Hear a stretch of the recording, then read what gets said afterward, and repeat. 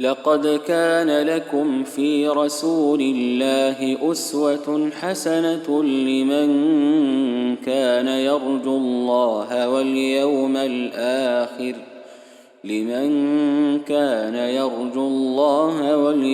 الآخر وذكر الله كثيرا.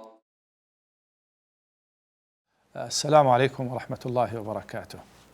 All praise be to Allah, the Almighty, the All-Forgiving, the All-Merciful, and peace and blessings be upon Prophet Muhammad sallallahu alaihi wasallam and all the prophets of Allah since the time of Adam till the time of Muhammad.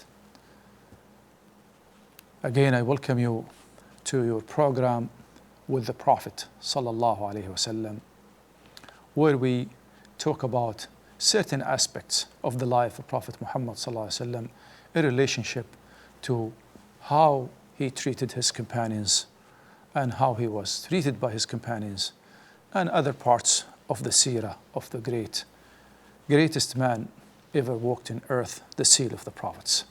In the last episode, we looked at how one of the great companions of Prophet Muhammad sallallahu alaihi wasallam met the Prophet for the first time, how he accepted Islam, how he endured all torture and persecution for the sake of Allah. He was a slave in body, but not in soul and mind. It was Bilal ibn Rabah. May Allah be pleased with him.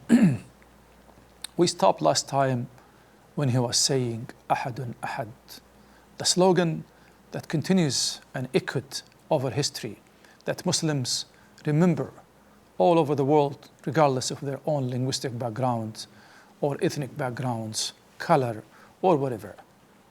When you mention the name, the words, the slogan, Ahadun Ahad, we know that has become iconic with Bilal ibn Rabah. May Allah be pleased with him.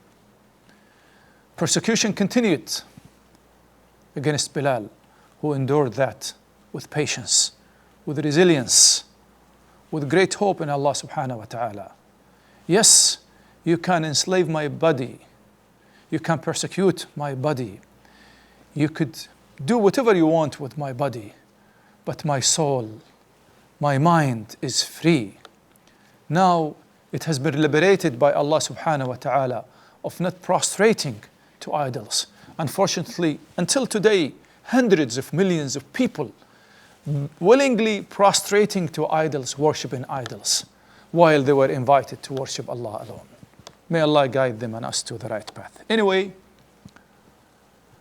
Bilal continued to be persecuted until one day Abu Bakr as-Siddiq passed by him and felt great mercy for him, while Umayyah ibn Khalaf, the tyrant, was persecuting him,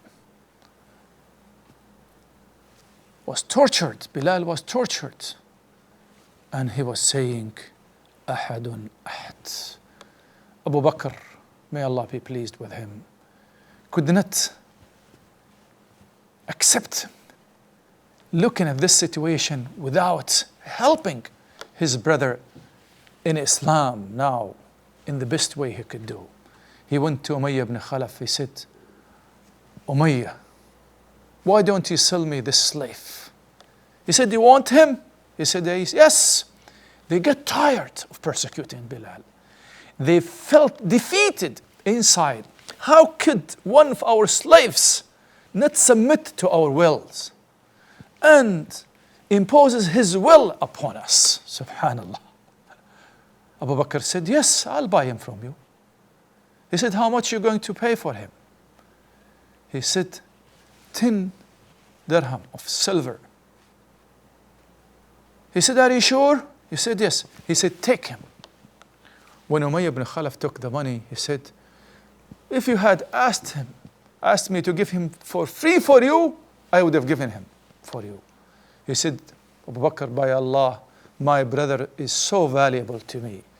If you had asked me for 100 or more, I would give it for his sake. He immediately freed Bilal. Bilal now is free in body and soul. So a new fold in his life has come. The Prophet ﷺ and his companions could not stay in Mecca anymore. The permission for migration came from Allah subhanahu wa ta'ala. His companions started migrating. Bilal was one of them. He was among the last to leave Prophet Muhammad ﷺ in Mecca until they were joined later on in Medina. Now Bilal is free. He chose another form of freedom, to be free of polytheism, of shirk, of evil doings. But now he wants to be free with the Prophet ﷺ, to free himself from all aspects of life that would keep him away from the Prophet ﷺ. He became so close to him that people would think he was part of his family. And he is indeed part of the family of the Prophet ﷺ. All of us, when we follow the path of Prophet Muhammad ﷺ, we become part of his family. His family members who didn't follow his path is so distant from him, including even his uncle who really supported him and helped him, but he didn't accept his message. His uncle who has done evil to him, Abu Lahab, but you and me who try to be following the Prophet, try to follow the Prophet ﷺ and take him as an example, we are inshallah part of his family. So Bilal sought a new way of life, a life of freedom with Allah subhanahu wa ta'ala, a life of freedom with the Prophet sallallahu alaihi wasallam, until the Battle of Badr took place. I'm not going to talk about Battle of Badr, because of the limitation of this program.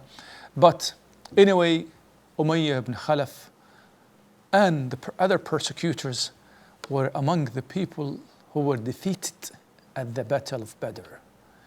They were humiliated at the battlefield, at those who were enslaved by them, at the hands of those who were persecuted by them.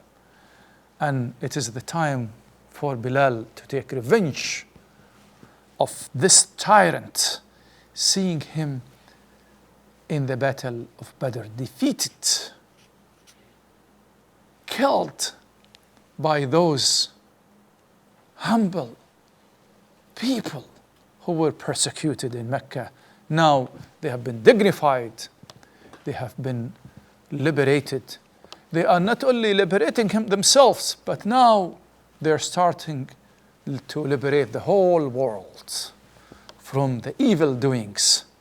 As Rabah ibn Amir said when he met Rustum, they said, we liberate people from the harshness of religion, from being enslaved by other people, to be enslaved by Allah, to the freedom of Islam. Anyway, Bilal became the adhan caller of Prophet Muhammad sallallahu alaihi wasallam.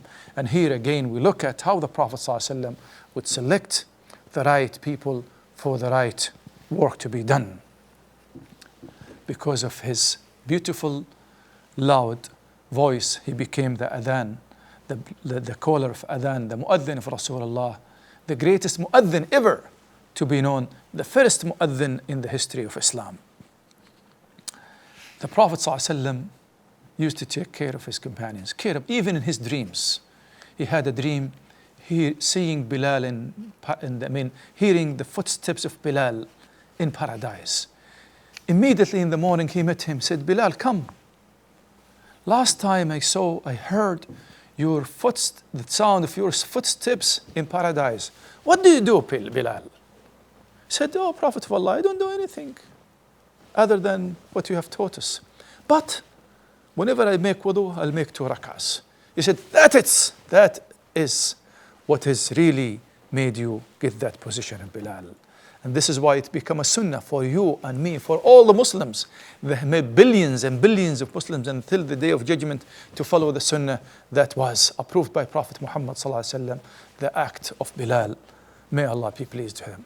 I have great hope in Allah that we'll see Bilal, that will kiss his hand, his feet in paradise. he became also the treasurer of Prophet Muhammad sallallahu alaihi wasallam. Yes, another decisive moment came in the life of Bilal. I thought of devoting 2 episodes for Bilal, but I felt and how he's been treated by the Prophet ﷺ and how the Prophet ﷺ treated him. I feel now we have 10 minutes. It's about the end of this episode. Forgive me, but I love Bilal so very much, as you love Bilal and all the companions of Prophet Muhammad, and I felt another episode will be devoted for him. May Allah guide you and me to the best, and make us among those who respond immediately to the call of Bilal that's still echoing in the whole universe to Salah. Assalamu alaikum wa rahmatullahi wa barakatuh. لقد كان لكم في رسول الله أسوة حسنة لمن كان يرجو الله واليوم